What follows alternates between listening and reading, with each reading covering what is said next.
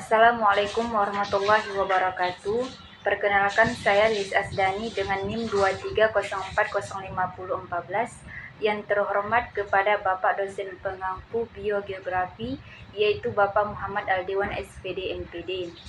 Pada kesempatan kali ini saya akan membahas mengenai faktor-faktor yang memengaruhi pola persebaran flora dan fauna di Indonesia.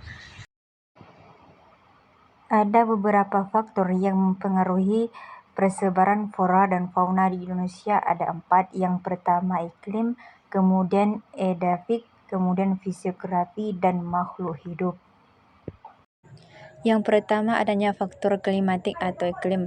Faktor ini juga berpengaruh terhadap persebaran flora dan fauna, antara lain sinar matahari, suhu, kelembapan udara, angin, dan tingkat curah hujan. Indonesia berada di daerah tropis yang memiliki suhu dan curah hujan yang tinggi di sepanjang tahun. Iklim ini mendukung pertumbuhan di berbagai jenis tumbuhan seperti hutan hujan tropis, hutan mangrove, hutan rawa, hutan musim, dan padang rumput. Iklim ini juga mempengaruhi kebutuhan hewan seperti burung primata, serangga, dan amfibi. Yang kedua adanya faktor edafik, di mana faktor edafik ini meliputi tekstur tanah, tingkat kegemuran, mineral organik, mineral anorganik, kandungan air tanah, dan kandungan udara tanah. Di mana Indonesia ini memiliki bentang alam yang beragam, mulai dari dataran rendah hingga pegunungan tinggi. Relief ini mempengaruhi jenis tanah, ketersediaan air, dan adaptasi tumbuhan dan hewan. Misal, di dataran rendah banyak ditemukan tanaman yang berakar tunggang, seperti padi, jagung, tebu, dan kelapa. Sedangkan di pegunungan banyak ditemukan tanaman yang berakar tunggal atau serabut, seperti anggrek, pakis, dan hutan pegunungan.